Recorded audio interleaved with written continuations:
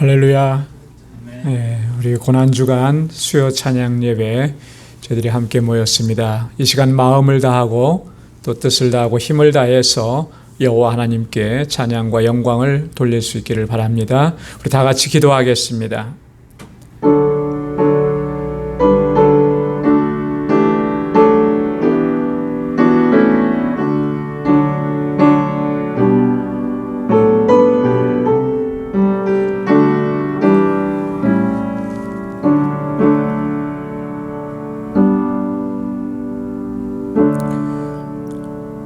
여호와를 사랑하는 너희여, 악을 미워하라.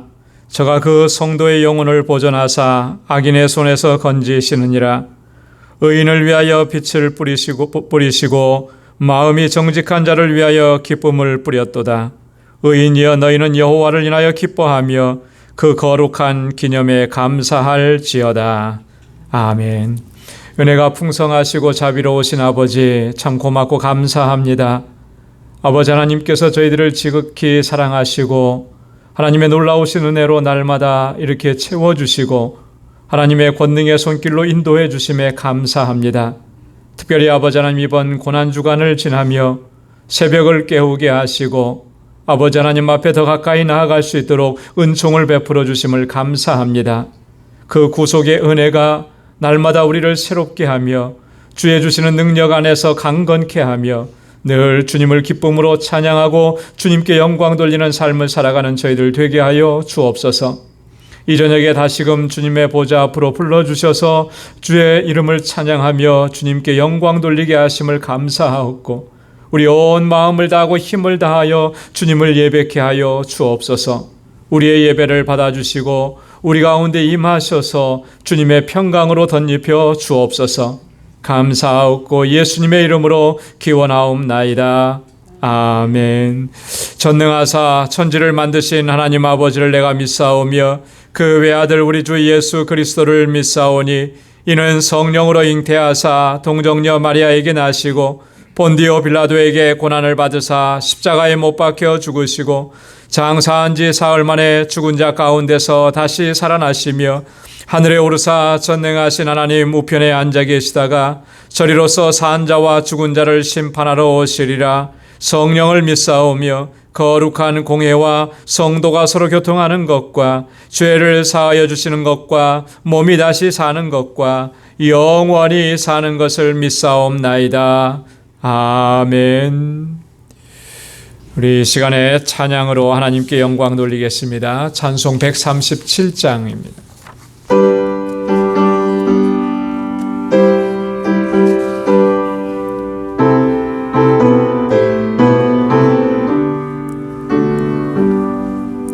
놀랍다 주님의 큰 은혜, 우리의 죄를 속하시려 갈보리 십자가 위에서 어린 양 보혈을 흘렸네. 주의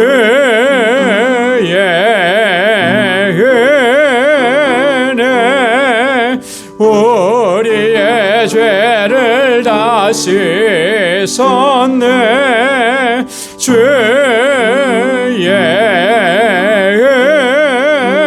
은혜 우리의 죄를 다 씻었네.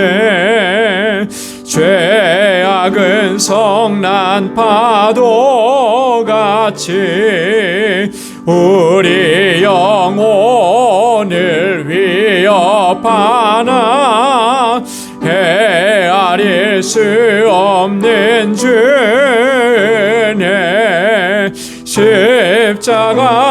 십자가에서 나타났네. 주의 은혜 우리의 죄를 다 씻었네. 주의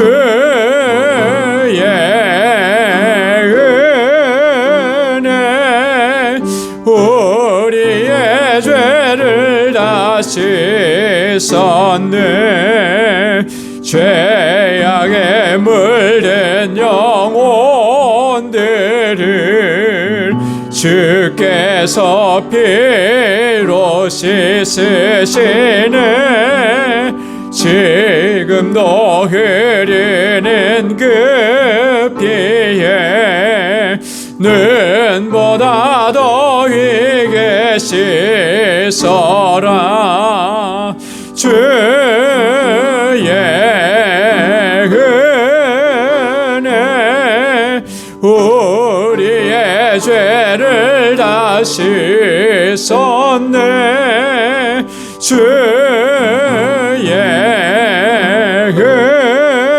은혜 우리의 죄를 다 씻었네.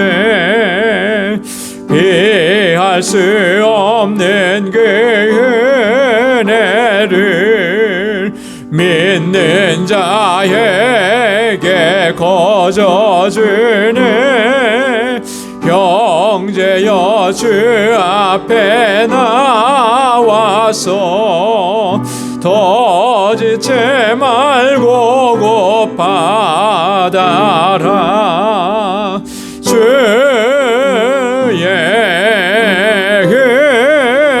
은혜 우리의 죄를 다 씻었네.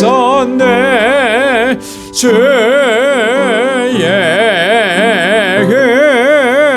은혜 우리의 죄를 다 씻었네.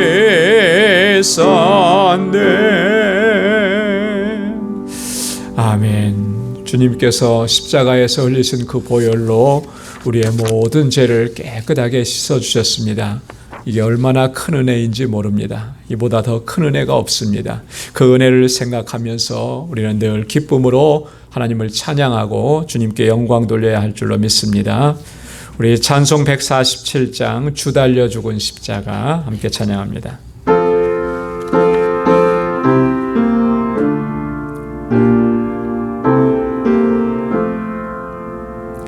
주 달려 죽은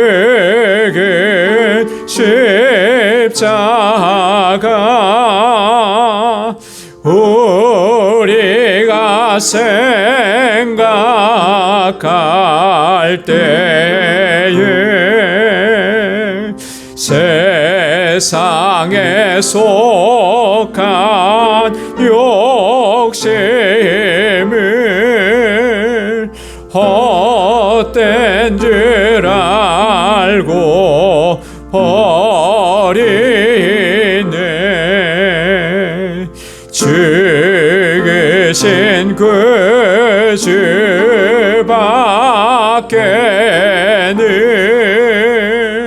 자랑을 말게 하소서. 보혈의 공로 입어서 교만한 마음을 버리네. 못 박힌 손발 보니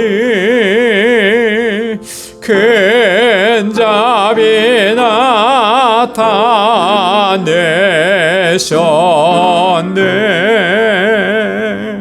가시로 만든 멸류관 우리를 위해 쓰셨네. 온 세상 만물 가져도 주 은혜 못 따갑겠네. 놀라운 사랑 받은 나 몸으로 재물 삼겠네. 4절이요. 온 세상 재물 가져도 주님 못 따갑겠네. 놀라운 사랑 받은 나 몸으로 재물 삼겠네.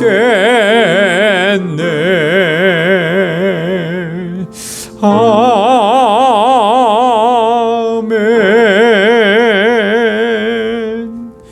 주님의 그 사랑을 늘 기억하면서 우리의 몸으로, 우리의 삶으로 산제사로 하나님께 영광 돌리는 삶을 살아갈 수 있기를 소망합니다.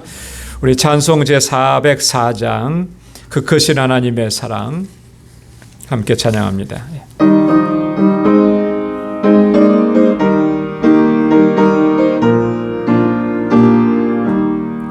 그 크신 하나님의 사랑 말로 다 형용 못하네. 저 높고 높은 별을 넘어 이 낮고 낮은 땅 위에 죄범한 영혼 구하려 그 아들 보내사 화목제로 삼으시고 죄 용서하셨네. 하나님 크신 사랑은 증량 다 못하고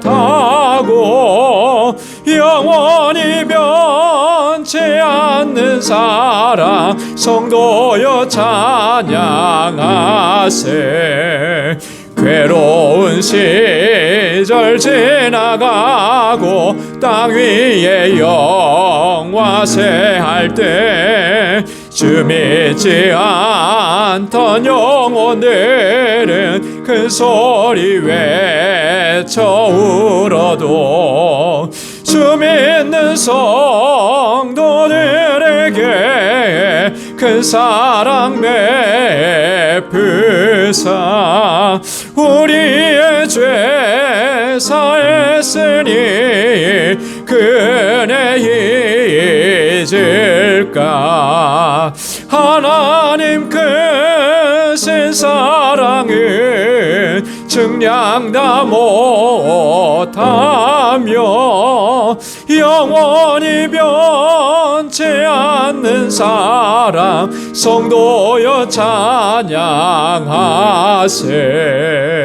하늘을 두루마리 삼고 바다를 먹물 삼아도 한없는 하나님의 사랑 다 기록할 수 없겠네.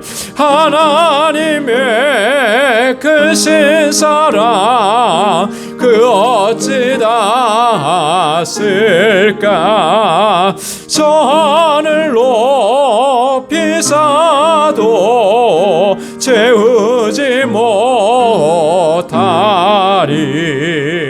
하나님 크신 사랑은 증량 다 못하며 영원히 변치 않는 사랑 성도여 찬양하세.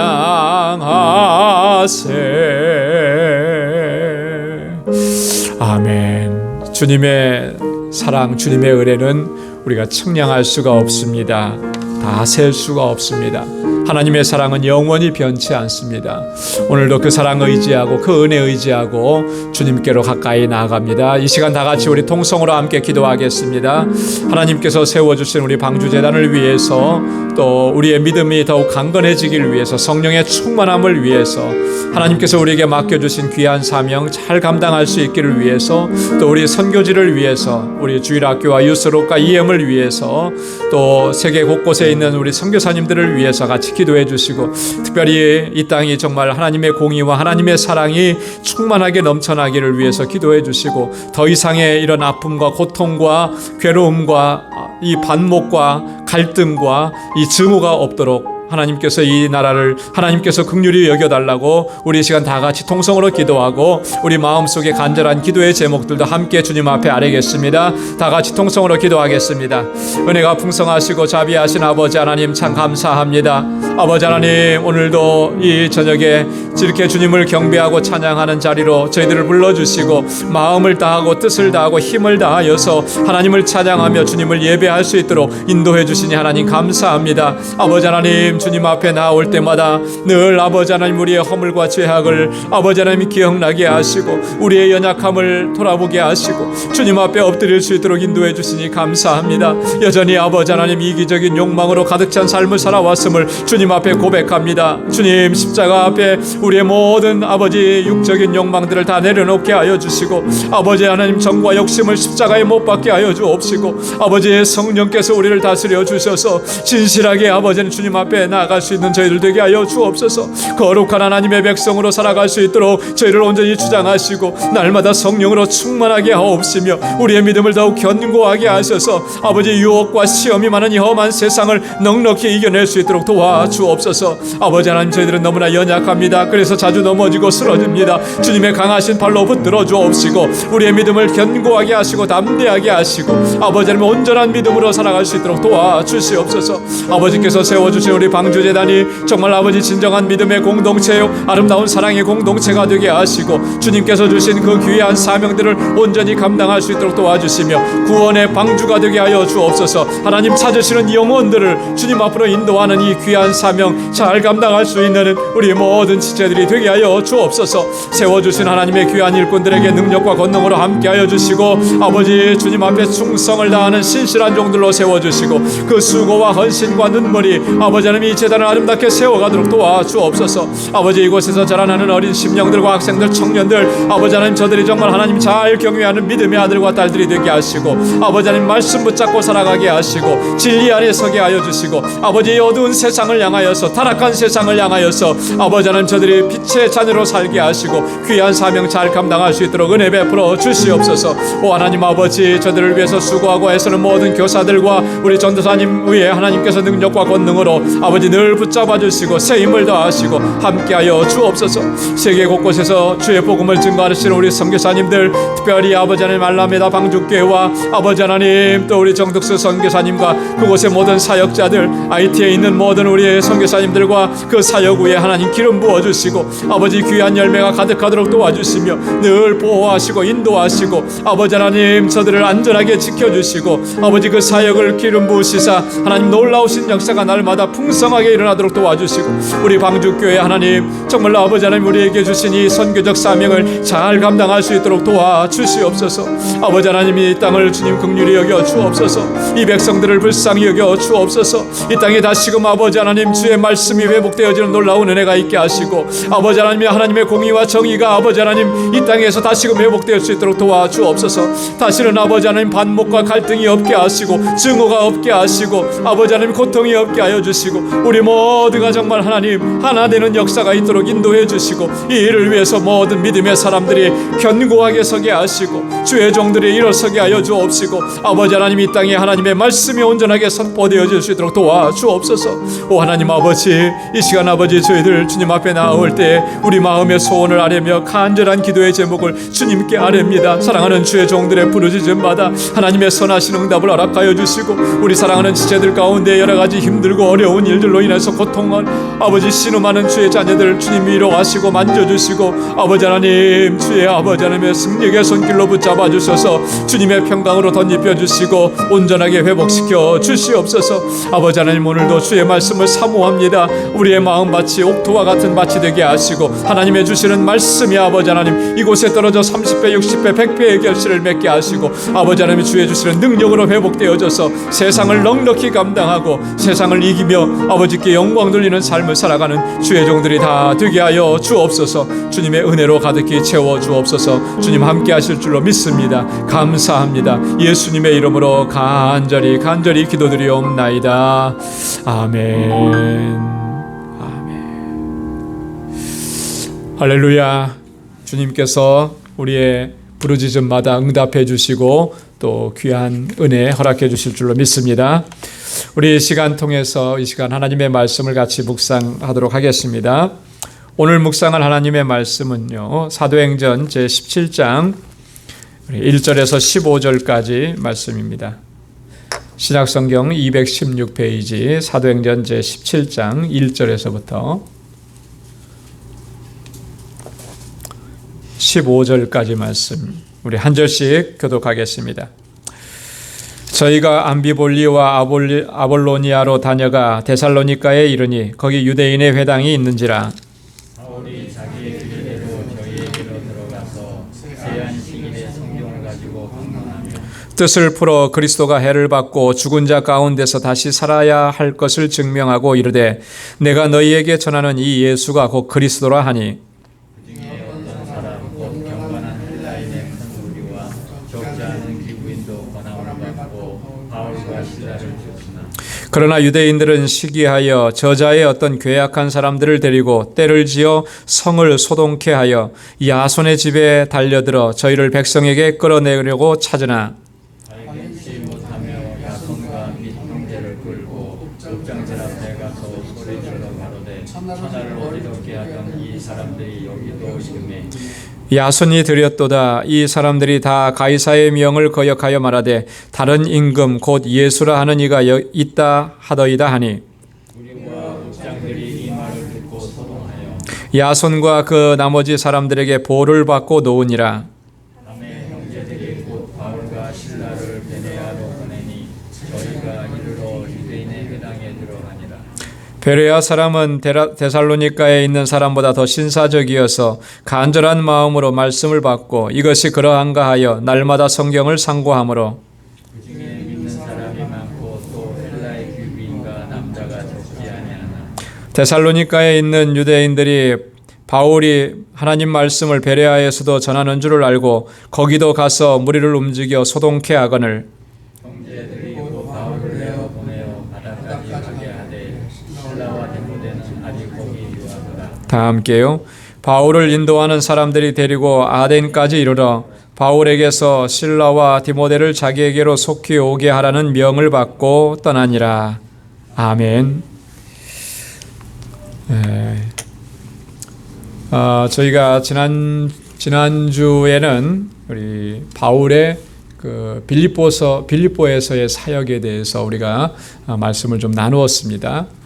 빌립보에서 사역은 크게 이제 두 가지로 구분이 되어 있었는데요. 첫째는 이 빌립보 성에서 자주 장사하던 루디아라고 하는 여인이 바울의 전하는 복음을 받아들이고 자기의 집을 이제 오픈한 겁니다. 그래서 바울이 그곳에서 사역을 감당하도록 이렇게 했던 거죠. 그래서 이 빌립보 교회의 시작은 이 루디아의 집에서부터 시작이 되었다, 이렇게 말씀을 드렸고요.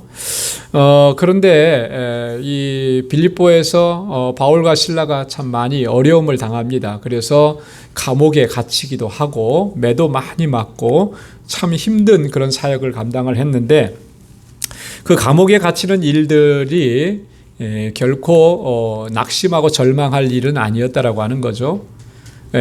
바울이 감옥에 갇힘으로 인해서 한 가족이 구원받게 되는 놀라운 역사가 일어난 거예요.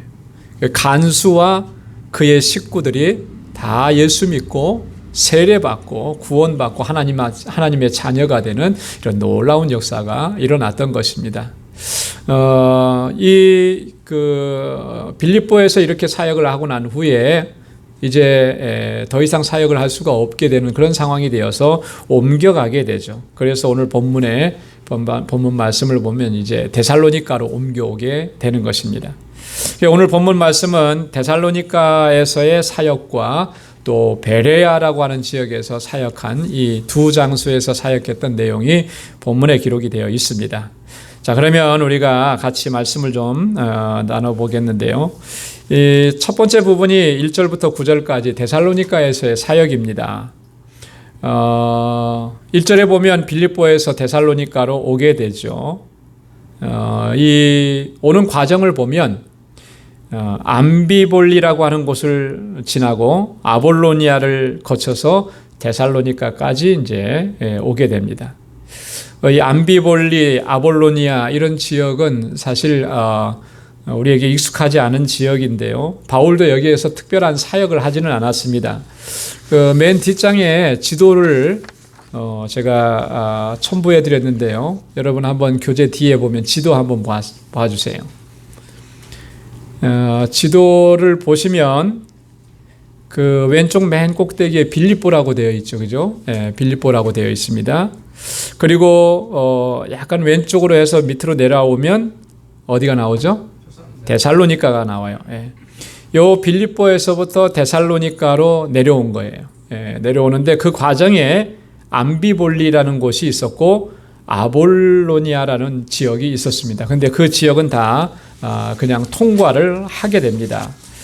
그래서 이 데살로니가까지 오는데 빌립보에서 데살로니가까지의 거리는 최소한 한 120km, 130km 되는 상당히 먼 거리입니다. 그죠? 자동차로 달려도 한 2시간은 가야 되는 그런 거리예요. 거기를 이제 쭉 내려오게 됩니다.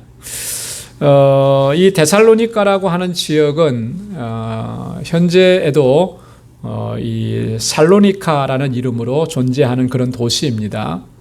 그리고 당시에는 이 데살로니가가 굉장히 큰 도시였어요. 지금 바울이 사역하고 있는 이 지역이 넓은 지역이 어떤 이름이냐면 마게도냐 지역이거든요. 이 마게도냐 지역은 당시 로마가 다스리고 있었을 때에 크게 네 부분으로 나누어져 있었는데 이 마게도냐 지역에서 가장 큰 도시가 바로 데살로니가예요. 수도와 같은 캐피털 같은 그런 역할을 했던 곳이 데살로니가입니다. 정치적으로도 그렇고 교통으로도 그렇고 무역에 있어서도 아주 중심지 역할을 했고요. 특별히 이 마게도냐 평지에서 나는 이 농산물들을 이 데살로니가에서 각 지방으로 분배하는 그런 요충지 역할을 했던 것입니다. 그래서 이 데살로니가에서의 이 사역은 바울에게 있어서도 굉장히 중요한 그런 사역이 되었던 것이죠.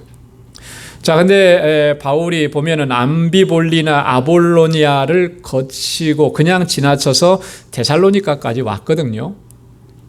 왜 이 두 지역은 그냥 거쳤을까, 지나쳤을까? 물론 작은 도시이기도 했겠지만, 여러분 바울은 오늘 본문에 보면 1절에 보면 바울의 그 선교 전략 가운데 하나가 여기 잘 나타나 있어요. 바울은 항상 어느 지역에 가면 어디를 제일 먼저 갔다 그랬죠? 유대인의 회당을 제일 먼저 찾아갔어요. 유대인의 회당을. 자, 그러니까 지금 데살로니가에는 1절에 보면 유대인의 회당이 있다 그랬죠. 그 회당으로 들어갔다 그랬습니다. 근데 아마도 이 암비볼리나 아볼로니아에는 유대인의 회당이 없었을 것이다. 그만큼 유대인들이 별로 살지 않았던 그런 지역이었다라고 하는 것이죠. 지금도 이 데살로니가, 살로니카라고 하는 곳에는 주이시들이, 유대인들이 상당히 많이 거주하고 있다라고 합니다. 자, 2절부터 4절까지는 데살로니가에서의 사역을 자세하게 기록을 해놓고 있는데 2절에 보면 새 안식일 동안에 성경을 강론했다 그랬습니다. 새 안식일이면 3주 동안이죠. 3주에 걸쳐서 성경을 강론했습니다. 누구에게 강론을 했겠습니까? 회당에 모이는 사람들이니까 유대인들이었고 혹은 이방인이었어도 유대교로 개종한 사람들, 바로 그런 사람들에게 성경을 강론했는데, 이때 말하는 성경은 구약 성경을 의미하는 것이죠. 아직 신약 성경이 나오기 전이니까. 자, 그래서 구약 성경을 가지고 유대인들에게 강론을 하기 시작했는데, 무슨 내용을 가지고 얘기를 했느냐 하면 3절에 나옵니다. 예수가 그리스도이심을 증거하는 거예요. 다른 거 얘기하지 않습니다. 예수가 그리스도. 그리스도라고 하는 말은 구약의 언어인 히브리어로 말하면 메시아라고 하는 말이잖아요. 예수가 메시아다. 여러분, 메시아 이렇게 얘기하면 유대인들은 메시아가 어떤 사람인지 다 어느 정도 이해를 가지고 있잖아요. 자, 그래서 그 메시아가 누구냐? 바로 예수가 메시아다. 예수가 그리스도다. 이렇게 선포한 것입니다. 3절 말씀에 보면 바울이 예수가 메시아이심을 증명하기 위해서 어떻게 얘기하냐면, 그리스도가 해를 받고 죽은 자 가운데서 다시 살아나야 할 것을 증명하고 그랬어요. 메시아는 고난을 받는 분이다라고 하는 거예요. 여러분, 성경에 보면 메시아가 고난을 당하실 것이다라고 하는 예언이 기록되어 있습니다. 어디에 기록되어 있죠? 기억나십니까? 고난 당하시는 메시아. 이사야 53장에 기록되죠. 그죠? 이사야 53장에. 그가 찔림은 우리의 허물을 인함이고 그가 상함은 우리의 죄악을 인함이라. 우리의 죄 때문에 메시아가 찔리고 상하고 고난당하시고 죽으실 것을 이미 오래전에 이사야 선지자가 이사야 53장에서 예언을 했습니다. 그래서 이사야 53장은 고난받는 종, 고난받는 메시아의 노래라, 이렇게 이름이 붙여져 있죠.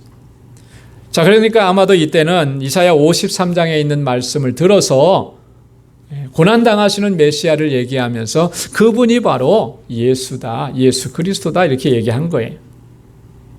또 다시 살아나야 될 것을 증명했다 그랬잖아요. 다시 살아나요.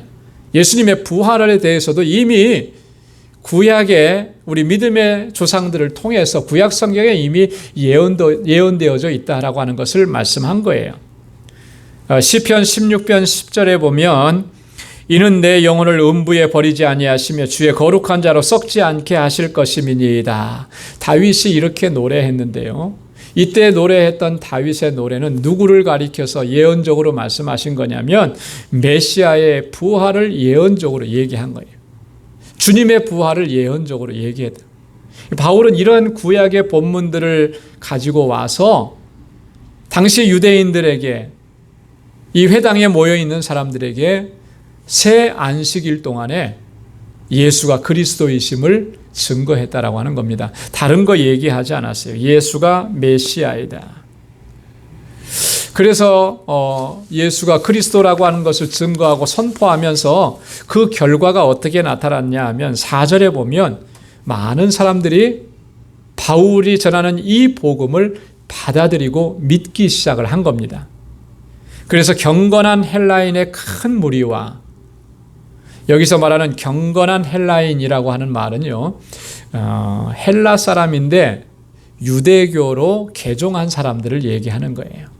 그런데 그들이 유대교로 개종을 해가지고 얼마나 신실하게 하나님을 섬겼는지를 잘 보여주고 있죠. 경건한 헬라인이라 그래요. 적지 않은 귀부인들이, 귀부인이라고 하는 말은 상류층 부인들이라고 하는 그런 의미죠. 데살로니가 지역이 상당히 부유한 도시였고 상류층에 속한 사람들이 많이 있었는데 그들이 적지 않은 숫자가 예수를 믿게 되었다라고 하는 거예요. 여러분, 이 정도 3주 걸쳐서 하나님의 말씀을 강론하고 예수 그리스도를 전했는데 이 정도로 회심자들이 나왔다라고 하는 것, 그것도 당시에 영향력을 끼칠 수 있는 그 지역에서 상당한 영향력을 끼칠 수 있는 위치에 있는 사람들이 이렇게 예수를 믿게 되었다라고 하는 것은 놀라운 역사죠. 하나님께서 바울을 통해서 데살로니가에서 이런 귀한 역사를 이루신 거예요. 자, 그런데 우리가 여기서 한 가지 생각해 볼 것은, 보십시오. 헬라인 이방인 출신들은 이렇게 다 예수를 영접했는데, 그죠? 그런데 유대인들은 어땠느냐는 거예요. 유대인들 가운데에서는 얼마만큼 예수 그리스도를 영접했는지 자세하게 기록되어 있지 않기 때문에 잘 모릅니다. 그런데 헬라인들의 큰 무리, 귀부인들에 대한 이야기를 집중적으로 한 거 보면 유대인들은 얼마 되지 않았던 것 같아요. 극소수였던 것 같습니다. 오히려 유대인들은 바울을 핍박하고 박해합니다. 그래서 이렇게 복음이 잘 증거되고 있는 반면에 또 그 결과로 나타나는 또 한 가지 현상은 핍박과 박해라고 하는 거예요. 그래서 5절부터 9절까지는 유대인들의 핍박하는 그런 내용들을 본문에 기록을 하고 있습니다. 자, 근데 이 유대인들이 핍박하는 원인이 뭐냐 그랬더니 5절에 보니까 시기심이라 그랬어요. 바울이 복음을 전하고 많은 사람들이, 유력한 사람들이 바울이 전하는 복음을 받아들이는 것을 보고 시기심이 일어났던 것이죠. 근데 이 시기심은 단순한 시기심이 아니었습니다. 단순히 미워하는 정도가 아니고 그것이 발전해가지고 폭력적으로 나타나는 거예요. 폭력적으로. 핍박의 양상을 보니까 이 유대인들이 저자로 들어가서 괴악한 자들을 동원했다 그랬습니다. 여기서 괴악한 자라고 하는 것은요, 폭력배들이다라고 하는 그런 의미예요. 그 지역에서 조금 힘 가지고 실력 행사하면서 다른 사람들을 괴롭히는, 우리식으로 표현하면 조직폭력배, 이런 사람들이죠.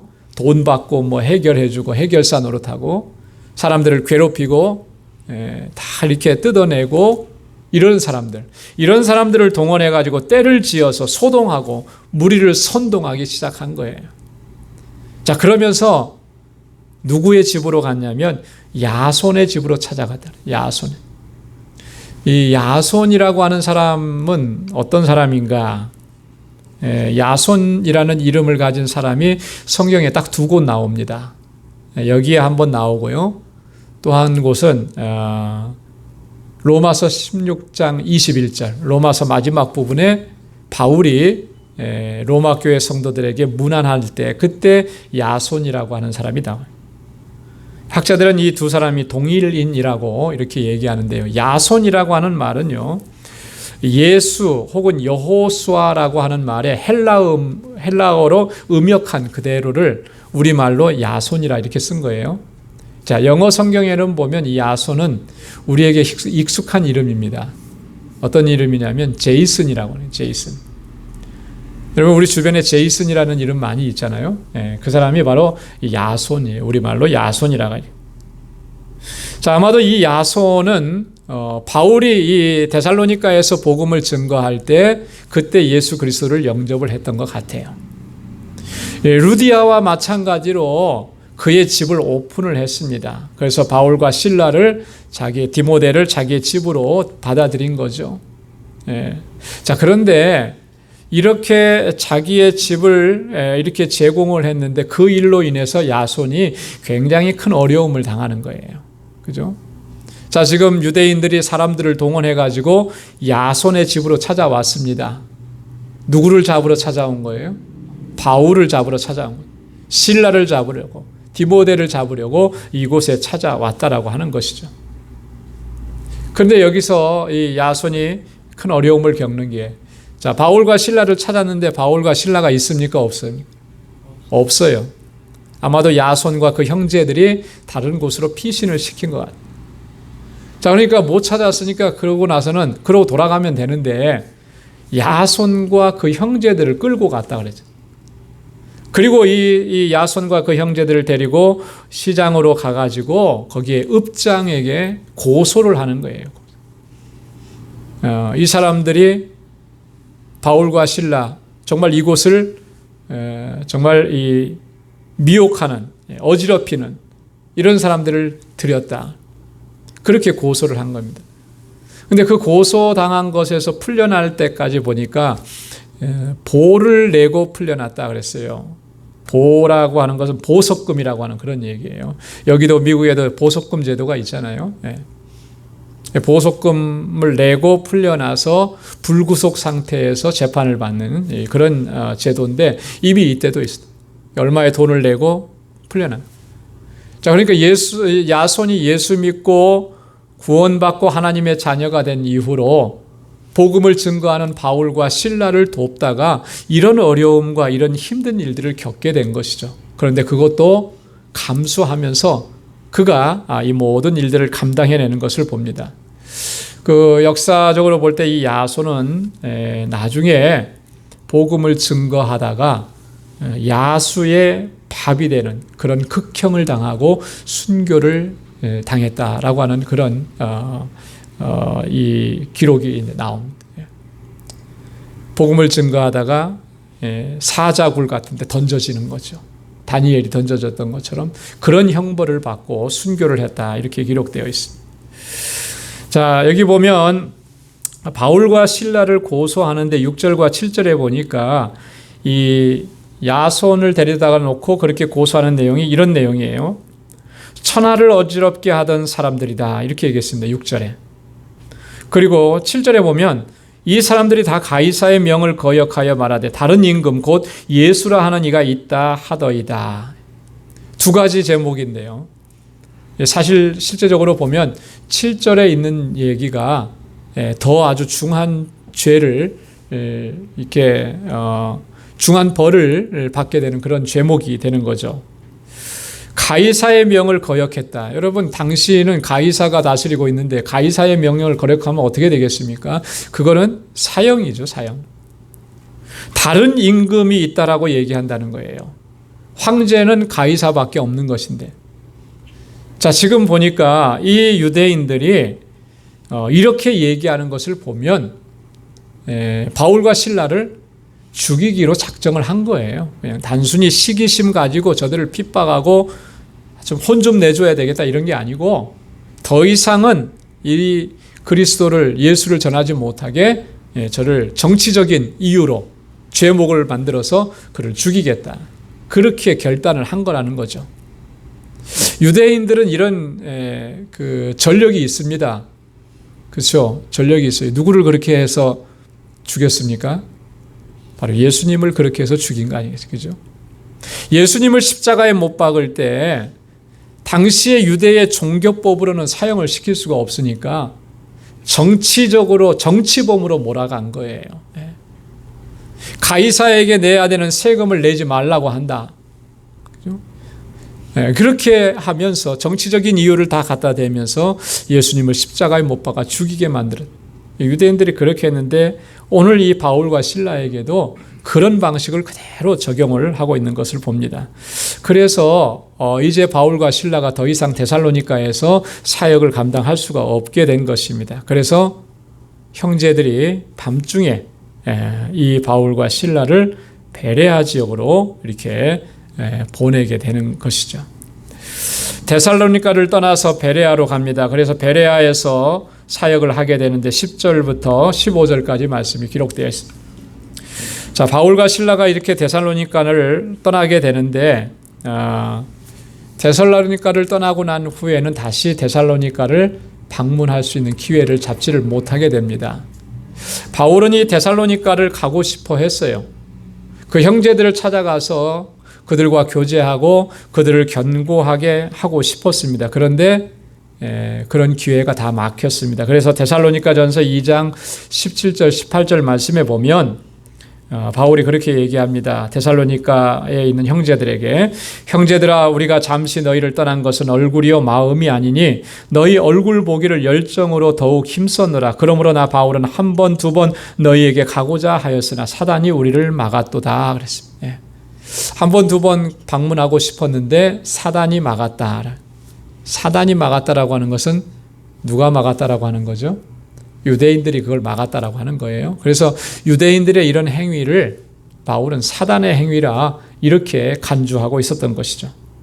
자, 바울이 데살로니가로 다시 방문할 수 없게 되었을 때 누군가는 가야 되잖아요. 그죠? 이렇게 핍박과 박해를 피해서 급하게 떠나왔기 때문에 데살로니가를 돌봐줄 사람, 데살로니가 교회를 돌봐줄 사람이 필요했던 거예요. 그래서 디모데를 보내게 됩니다. 데살로니가 전서 3장 2절과 3절에 보면 바울이 이렇게 얘기합니다. 우리 형제 곧 그리스도 복음의 하나님의 일꾼인 디모데를 보내노니 이는 너희를 굳게 하고 너희 믿음에 대하여 위로함으로 누구든지 이 여러 환난 중에 요동치 않게 하려 함이라. 너희를 굳게 하고 너희 믿음에 대해서 위로하고 환난이 많지만 이 환난 가운데서도 너희가 요동치 않게 하기 위해서 디모데를 보낸다 이렇게 얘기합니다. 그래서 이 디모데가 데살로니가에 가서 어느 정도 사역을 하게 됩니다. 이렇게 내용들을 좀 볼 때 하나님의 놀라우신 섭리와 역사를 다시 한번 깨닫게 됩니다. 그게 뭐냐면 여러분 유대인들은 바울을 계속해서 쫓아다니면서 핍박하고 박해를 했어요. 그래서 바울은 그곳에서 더 이상 복음을 전할 수가 없어서 다른 곳으로 옮겨갑니다. 더 있어야 되는데 사실은 그렇지 못했어요. 어떻게 보면 참 안타까운 그런 모습인데 하나님께서 역사하시는 섭리를 보면 그 거듭되는 핍박과 박해가 더 빠르게 더 신속하게 여러 지역으로 복음을 전하게 하는 그런 계기가 되었다라고 하는 거예요. 여러분 이런 것을 보면은 참 놀랍다라고 하는 거예요. 그 사도행전 7장과 8장 우리가 지난번에 말씀을 나눴습니다만 거기에도 보면 스데반이 순교하고 난 이후로 예루살렘 교회에 큰 핍박이 일어났어요. 그래서 이 사도들을 제외하고는 다 흩어질 수밖에 없는 그런 여러분 그런 핍박과 박해로 인해서 교회가 산산조각이 나고 흩어지게 되면 힘을 잃어버릴 것 같아요. 그죠? 네. 낙심할 수밖에 없는 그런 상황이잖아요. 그런데 사도행전 8장부터 보면 흩어진 이 사람들이 뭐 했냐라고 하는 거죠. 가면서 복음을 증거한 거예요. 예수를 전한 거예요. 자, 그랬을 때 이 사람들이 어디까지 갑니까? 빌립은 사마리아로 내려갔지만 다른 사람들은요. 우리 안디옥에 최초로 이방인 교회가 세워지잖아요. 안디옥 교회가. 구브로라는 곳까지 이런 먼 곳까지 가서 거기서 예수를 전하는 거예요. 각 지방으로 흩어져서 그렇게 복음을 전하고 그래서 그곳에 교회가 세워지고 그리고 그곳들이 다 바울이 복음을 전하는 어떤 전초 기지 역할들을 하게 됩니다. 하나님은 이렇게 역사하시는 거예요. 지금 흩으시는 것 같지만 그 흩으심 속에 그것이 고난인 것 같지만 그 고난 속에는 하나님께서는 우리가 알지 못하는 이런 놀라운 역사들을 하나님께서는 계획해 놓고 계시다라고 하는 거예요. 오늘 우리의 인생 가운데서도 때로는 멈추는 것 같고 때로는 주저앉는 것 같고 때로는 실패인 것 같지만 그러나 그 속에 하나님은 놀라우신 계획을 담아 놓으신 줄로 믿습니다. 그래서 우리가 포기하지 말아야 되는 거예요. 낙심하지 말아야 되는 거예요. 선하신 하나님을 온전히 의지하고 주님께 모든 걸 의탁하고 우리는 끝까지 주님의 계획이 있음을 믿고 그렇게 믿음으로 나아가야 할 줄로 믿습니다. 자, 오늘 또 10절부터 15절까지는 베레아에서 사역을 기록을 하고 있다 그랬습니다. 밤에 형제들이 바울과 실라를 베레아로 보냈는데 베레아에서도 마찬가지로 먼저 유대인의 회당으로 들어가서 복음을 전합니다. 11절과 12절에 보면 베레아 사람들 가운데서도 많은 이런 유력한 사람들이 예수 그리스도를 영접하는 그런 결과를 얻게 되는데요. 자, 베레아 사람들이 어떤 사람들이었는가라고 하는 것을 오늘 11절에서 기록합니다.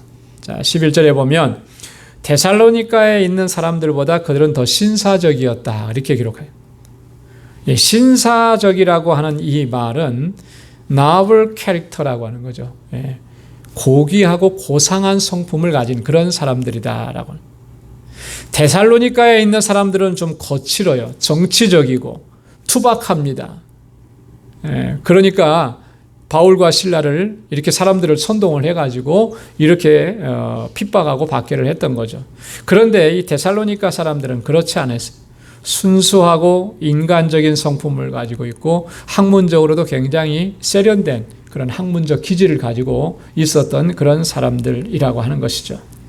아마도 이 데살로니가에 비해서 이 베레아라고 하는 지역은 작은 도시였기 때문에 그랬을 겁니다. 그렇죠?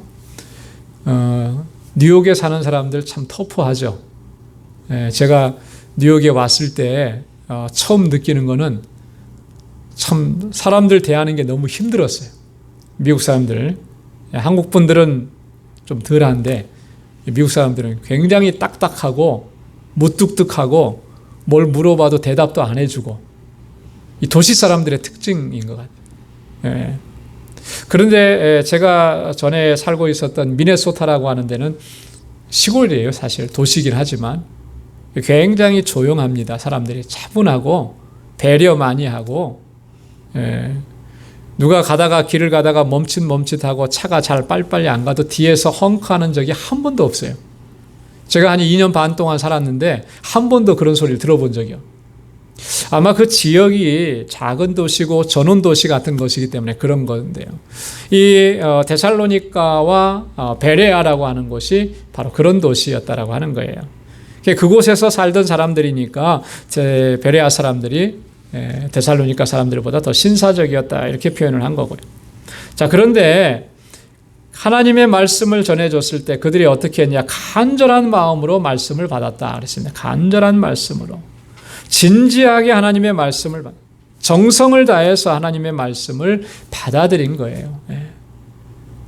그리고 그것이 그런가 하여, 이것이 그러한가 하여 날마다 성경을 상고했다. 베레아 사람들의 이 학문적이고 철학적인 그런 사고, 지성, 이것들을 엿볼 수가 있잖아요. 바울이 전한 복음이 정말 이게 맞는가? 성경에 그렇게 쓰여 있던 건가? 이 말씀이 그 내용인가? 날마다 성경을 상고했다. 여러분, 이 베레아 사람들이 말씀을 대하는 이런 자세를 보면서 우리가 하나님의 말씀을 어떻게 대해야 하는지를 교훈을 얻게 되는 것입니다. 여러분, 하나님의 말씀은 바로 이런 마음으로 하나님의 말씀을 묵상하고 하나님의 말씀을 연구하고 또 하나님의 말씀을 읽어야 할 줄로 믿습니다. 간절한 마음으로 말씀을, 하나님께서 깨닫게 해주시는 그 은혜를 주시도록 간절함을 가지고 말씀을 묵상하고 늘 상고해야 됩니다. 그랬을 때 말씀을 통해서 하나님의 뜻을 발견할 수 있게 되고 말씀을 통해서 주시는 하나님의 능력을 우리가 경험하게 될 줄로 믿습니다. 이 베레아에서 사역한 결과 12절에 보니까 믿는 사람이 많고 또 헬라의 귀부인과 남자들도 다 믿게 되었다. 어떤 면에서 보면 이 데살로니가에서보다 더 풍성한 그 복음의 열매, 선교의 열매를 맺게 되었던 것을 봅니다. 자, 그런데 여기서도 마찬가지로 또 어려움을 당합니다. 13절에 보면 유대인들이 핍박하고 박해를 하죠. 자, 근데 이 유대인들은 어디서부터 온 사람들이냐면 베레아에 있던 사람들이 아니고 데살로니가에 있던 사람들이에요. 자, 이 데살로니가에서 베레아까지 이 지역은 거리상으로 보면 대략 한 75km 정도 떨어진 그런 거리라고 해요. 데살로니가에서 바울과 실라를 핍박하고 박게 했던 이 유대인들이 소문을 들어보니까 바울과 실라가 베레아로 가서 거기서 예수를 전한다는 소식을 들은 거예요. 자, 그러니까 데살로니가에서부터 사람들을 동원해가지고 베레아까지 쫓아온 겁니다. 그러니까 이 사람들의 기질이 어떤 것인가를 우리가 알 수가 있죠. 그래서 이 베레아에 와가지고 거기서도 사람들을 선동을 해가지고 바울과 실라를 핍박하는 거예요. 여러분, 이런 모습을 볼 때 여러분, 사단이 복음을 방해하는 거, 핍박하고 박해하는 일이 얼마나 끈질긴지를 알 수가 있어요. 복음이 전해지는 곳에서는 항상 사단은 이런 역사, 이런 일들을 행하는 겁니다. 여러분, 쉽게 복음이 전해지는 일은 없어요. 손쉽게 전해지고 누가 손쉽게 예수를 영접했다, 그거 굉장히 이상한 겁니다. 굉장히 특이한 거예요. 우리가 누군가를 전도하기 위해서 복음을 전할 때 방해되는 것이 얼마나 많은지 모릅니다. 그렇잖아요. 꼭 교회 나올 것 같은데, 올 것 같은데 하다가도 무슨 이유가 있다 그래서 안. 여러분, 그거 왜 그러겠습니까? 실제로 그런 이유가 생긴 것도 있지만 이거 자꾸 사탄이 방해하는 거죠. 방해하는 거예요. 저가 교회에 나가서 하나님의 말씀을 듣고 예수를 영접하면 자기 편에서 하나를 잃어버리는 거 아니겠어요? 그러니까 얼마나 방해가 심하겠습니까? 사탄은요, 항상 이래요. 복음을 전하는 곳에 이런 핍박과 박해로 복음 전하는 것을 막으려고 하는 것이죠. 수단과 방법을 가리지 않고. 여러분, 우리는 이 사실을 우리가 인지하고 있어야 되는 겁니다.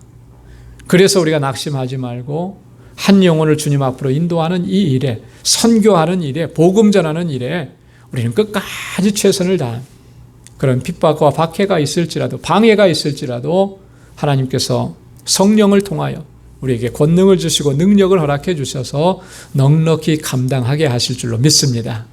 바울을 통해서 보여주신 그 모습 그대로 오늘 우리가 주님 앞에 그렇게 헌신할 때 하나님 그 귀한 역사를 이루어 주신다라고 하는 것이죠. 이 베레아에서 결국 바울이 떠나게 됩니다. 어디로 가냐면 14절과 15절에 보면 아덴으로 가게 돼요. 여러분 한번 지도를 보시기 바랍니다. 한 번만 마지막으로 한 번 더 보고요. 지도를 보면 자, 베레아라고 하는 곳에서 아덴, 여기는 이제 아테네예요. 아테네. 상당히 먼 거리죠. 예, 화살표가 지금 어디로 나 있습니까? 바닷길로 나 있죠. 그죠? 예. 베레아에서 배를 타고 이 아덴까지 내려오게 됩니다. 만약에 육로로 오게 된다면 거의 거리가 한 320km 정도 된다 그래요. 상당히 먼 거리죠. 서울에서 대구를 좀 넘어가는 거리, 그 정도 되는 거리인데 육로로 가면 많이 힘든 그런 상황이죠. 그래서 배를 타고 이 아덴까지 오게 됩니다. 아테네까지 오게 되고, 그래서 우리 16절부터 보면 이 아테네에서 바울이 사역하는 내용이 기록되어 있습니다. 자, 근데 이제 아덴까지 가는데 이때는 바울이 혼자 가게 돼요. 실라와 디모데는 이 베레아에 남아 있게 됩니다. 바울만 피신했어요. 여러분, 바울만 피신했다라고 하는 것이 보여주는 건 뭐냐면 지금 유대인들의 타겟이 누구냐면 바울이라고 하는 것을 알 수가 있죠. 바울이라는 것을 알 수가 있습니다. 그래서 바울이 이 아덴까지 갈 때에 이 베레아에 있는 우리 형제들이 함께 동행을 해서 아덴까지 안전하게 바울을 이렇게 데리고 동행해서 그곳까지 도착을 하게 되는 것을 봅니다. 15절에 보면은 이 아덴에 도착한 바울이 아직 베레아에 남아있는 실라와 디모데 저들도 내게로 오라고 좀 이렇게 부탁하고 그렇게 마무리하는 것을 볼 수가 있습니다. 실라와 바울은 나중에 아덴에서 이 실라와 디모데는 바울과 또 이렇게 합류하게 됩니다. 그리고 같이 또 사역을 감당하고 나중에 디모데는 데살로니가로 이렇게 바울이 보내게 되죠. 자, 이런 모든 과정들을 통해서 이 데살로니가와 또 베레아에서 사역한 내용들을 우리가 이 시간 간단하게 좀 살펴봤습니다. 오늘 이 본문의 내용을 통해서 우리가 한 가지 꼭 기억해야 될 것, 조금 전에도 말씀드렸던 것처럼 주님의 복음을 증거하는 일에는 참 수많은 어려움과 환난과 고난이 있지만 그러나 성령께서는 우리를 항상 도우시고 그 모든 사역들을 감당하게 하신다라고 하는 거예요. 그렇기 때문에 우리는 주의 도우심을 의지하고 또 견고하게 믿음에 서서 끝까지 복음의 사역을 잘 감당할 수 있는 우리 모두가 될 수 있기를 주님의 이름으로 축원합니다. 기도하겠습니다. 은혜가 풍성하시고 자비하신 아버지, 참 고맙고 감사합니다. 오늘도 이 저녁 저희들을 주님께서 인도해 주시고 하나님 귀한 말씀으로 도전받게 해주셔서 감사합니다. 바울과 실라와 디모데가 목숨을 걸고 생명을 내어놓고 복음을 증거하고 주님을 전했던 것처럼 오늘 저희들도 이 땅을 예수 그리스도의 제자로 살아가며 주님의 증인된 사명을 온전하게 감당할 수 있도록 도와주옵소서. 우리는 너무나 연약합니다. 그래서 자주 넘어지고 또 실패하고 좌절합니다.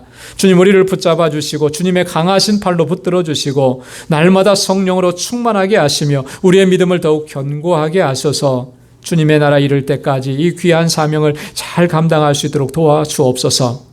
우리 방죽교회가 진정한 믿음의 공동체고 정말 아름다운 사랑의 공동체가 되게 하시고 무엇보다도 구원의 방주로서의 사명을 잘 감당하는 우리 모두가 되게 하여 주옵소서. 우리 사랑하는 성도들의 가정과 또 저들의 삶 가운데 늘 함께 하시고 저에게 허락해 주신 믿음의 기업들을 든든하게 지켜주시며 늘 주님의 평강 가운데 승리하는 삶을 살아가도록 인도해 주옵소서. 이제는 우리 주 예수 그리스도의 무한하신 은혜와 하나님 아버지의 크고 놀라우신 사랑과 성령의 위로 교통 충만하심의 역사가 주의 복음의 증인으로 살아가기로 결단하는 우리 방주의 모든 믿음의 권속들과 저들의 가정과 직장과 생업의 터전과 학업 위에 이제로부터 영원까지 함께 하시기를 간절히 축원하옵나이다. 아멘.